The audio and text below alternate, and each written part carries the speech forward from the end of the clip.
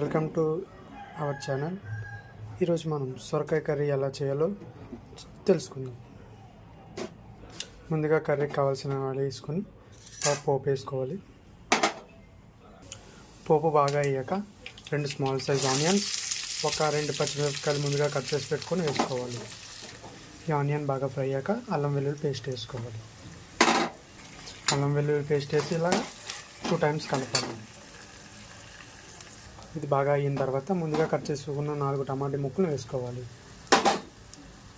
టమాటా వేసుకొని కలుపుకున్న తర్వాత 1 టేబుల్ స్పూన్ పసుపు వేసుకోవాలి. పసుపు వేసుకొని కలుపుకున్న తర్వాత 1 టేబుల్ స్పూన్ సాల్ట్ వేసుకోవాలి.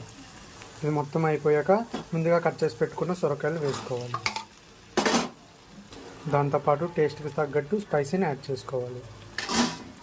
ఇలా బాగా అయిన తర్వాత 1 టేబుల్ స్పూన్ ధనియాల పొడి, 1 టేబుల్ స్పూన్ గరం మసాలా పొడి వేసుకోవాలి.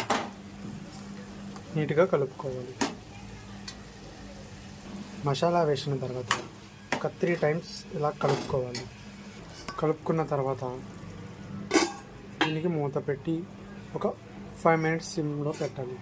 ఓకే గాయ్స్, 5 మినిట్స్ అయిపోయింది. ఇప్పుడు ఓపెన్ చేద్దాం.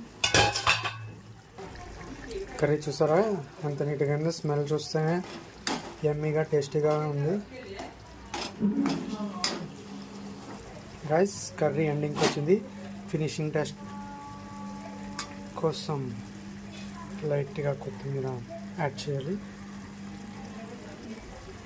కొత్తిమీర వేసుకొని నీట్గా కలుపుకొని ఒక 2 మినిట్స్ స్టవ్ మీద ఉంచాలి. గాయస్ రెస్టారెంట్ స్టైల్లో bottle gourd curry ready. Please subscribe my channel. Thanks for watching guys.